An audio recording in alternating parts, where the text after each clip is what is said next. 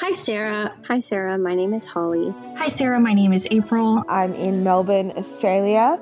I have a question about... My name's Julianne, and we live in India. I am wondering. Hi, Sarah. This is Crystal from Milwaukee, Wisconsin. Can you give me a suggestion for an especially fabulous book? Hey there, I'm Sarah Mackenzie. This is the Read-Aloud Revival, and in this short episode, I'm answering one of your questions. Hi, Sarah. My name is Lindsay. I'm curious about your opinion on abridged or adapted books. I know sometimes the richness of the language and vocabulary is lost, but sometimes maybe for younger readers, it's a good option. Is there ever a time that is good for adapted books? I'd love to know your thoughts. Lindsay, this is such a good question, and I think it's especially relevant because a lot of us may come up against this more or be considering this more, abridged and adapted versions as the school year approaches, because for a lot of kids, we're reading classics for school, and abridged and adapted versions can be an easier way into a classic. I really like abridged and adapted versions, and here is why. In my experience, every time I have shared an abridged or an adapted version of a classic with my kids, it has helped them want to read the full unabridged book. I know some of the people who say no abridging, no adaptations, they need to get the original language and the original text just as the author put them down. Their concern is that your child will read the abridged version and then will feel like, let's say they've read the abridged version of Oliver Twist by Charles Dickens, and they will never actually read the full version of Oliver Twist, and the abridged version takes out all of that rich language that is in the original Dickens. Very wordy language, I might add, because this is from a different time, and Charles Dickens was paid to be wordy. But here's the thing. In my personal experience, that's never been the case. It's always been the opposite. So if that's what we're worried about, I don't think we need to worry about it. This happened with my now 17-year-old daughter, Allison. When she was a lot younger, she read an illustrated classic version of Heidi, and it was heavily, heavily adapted. I mean, the language was not beautiful at all, and she adored it. She adored it so much, in fact, that after she finished that abridged version, she asked me for the full version of Heidi, and then she devoured that. And I am 100% sure she would not have been able to read that full unabridged version of Heidi if she hadn't already fallen in love with the story, if she hadn't already gotten familiar with the characters and know what's going to happen. We've talked about this before on episode 141 when I was talking about rereading, the importance and benefits of rereading. But the first time we read a story, our brain is always reading for plot. We want to know what happened.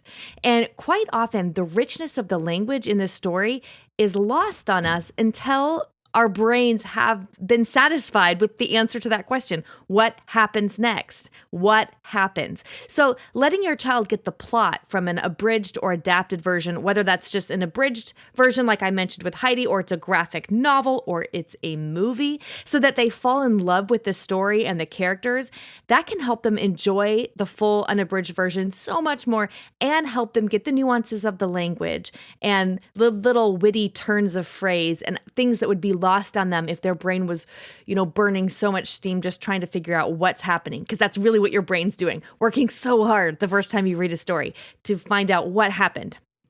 And let's talk about movies, since I brought them up just now, because this will seem scandalous to some, I'm sure. But a lot of times it can be helpful to let your kids watch the movie first, especially if we're talking about a classic. Horrors, right? I know. Every time I say this, somebody looks at me like a lot of people go, really? I can do that. And other people look at me like, are you kidding me? But here, every time I've done this, my kids have enjoyed the story more, and they've been able to get more out of the nuances of the text and that rich literary language than they would have if we hadn't watched the movie first. Again, we're just trying to help our kids' brains answer the question that wants first, which is what happens next.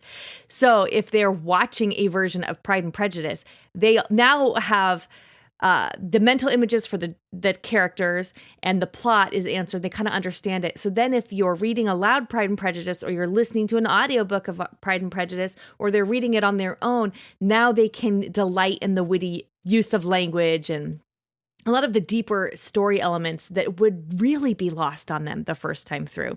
And we've mentioned graphic novels before. There are some great graphic novels coming out about classics right now. This is another great way to introduce classics to your kids, is to let them read the graphic novel first and then listen to the audiobook or read it aloud or read it on their own afterward.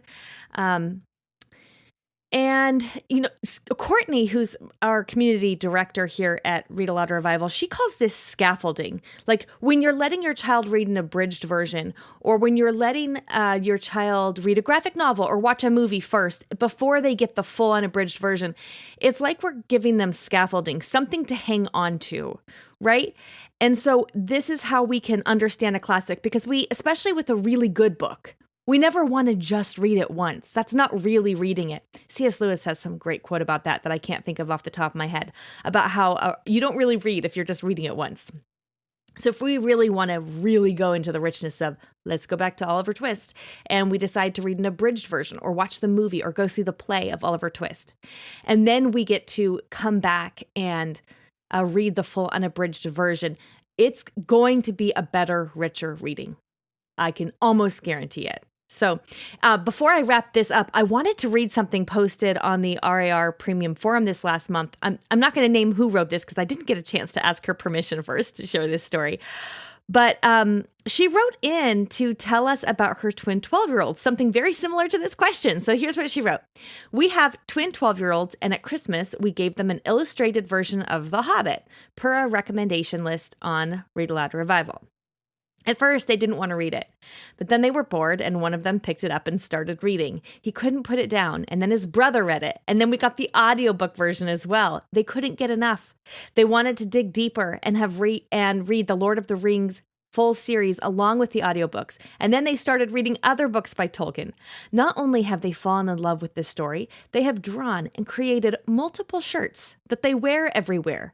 They've made a stop motion movie about the Fellowship. They've drawn out all the characters in their art books. They love the soundtrack, even though they have not yet watched the movies. And one of my favorites is that they dress up in homemade costumes and wear them when we go for walks around the neighborhood. A few neighbors have even stopped what they were doing and asked if they were dressed as Lord of the Rings characters. Thank you, Read-Aloud Revival, for helping make reading and the gift of story a part of our lives.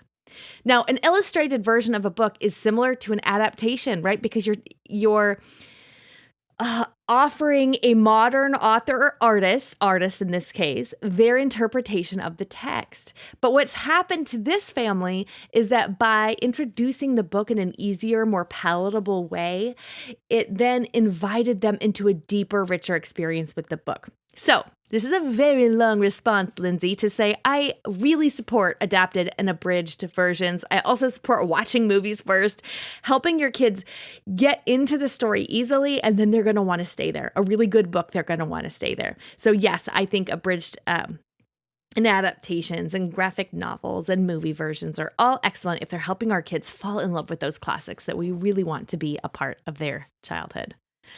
Okay, that's it for this episode, but let's hear a few recommendations from the kids about what they're loving lately.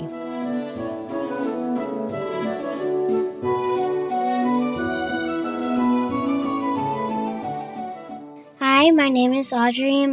I am 8 years old and I am from North Carolina. My favorite book right now is called Zeta the Space Girl.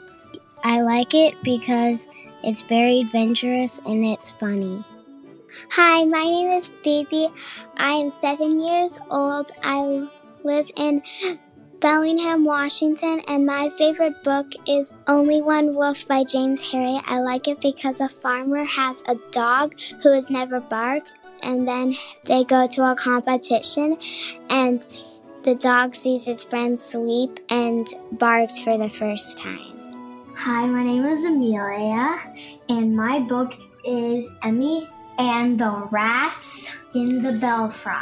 What I like about this book is because it has an ordinary girl named Emmy, which is not that ordinary because she can talk to her rat friends and shrink and then shrink. Thanks for listening. If you've got a question for an upcoming episode, leave me a voicemail at readaloudrevival.com/message. Until next time, Go make meaningful and lasting connections with your kids through books.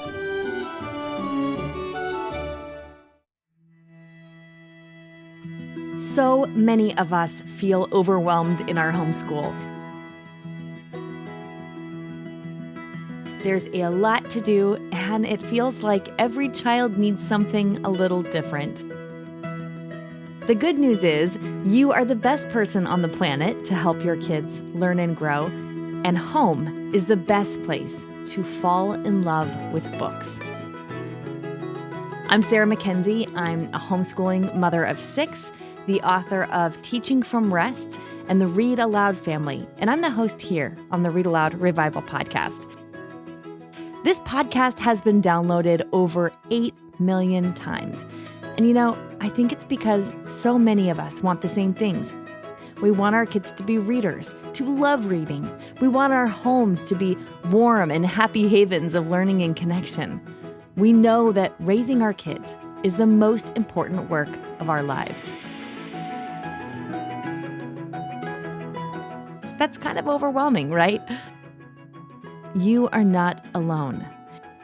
In Read-Aloud Revival Premium, we offer family book clubs, a vibrant community, and Circle with Sarah, coaching for you, the homeschooling mom, so you can teach from rest, homeschool with confidence, and raise kids who love to read. Our family book clubs are a game changer for your kids' relationship with books. We provide you with a family book club guide and an opportunity for your kids to meet the author or illustrator live on screen. So all you have to do is get the book, read it with your kids, and make those meaningful and lasting connections. They work for all ages, from your youngest kids to your teens.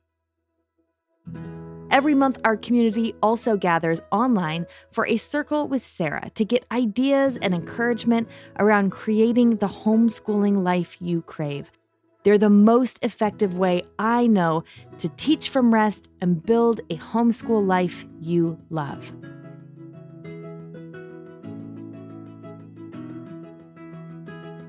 We want to help your kids fall in love with books, and we want to help you fall in love with homeschooling. Join us today at RARpremium.com.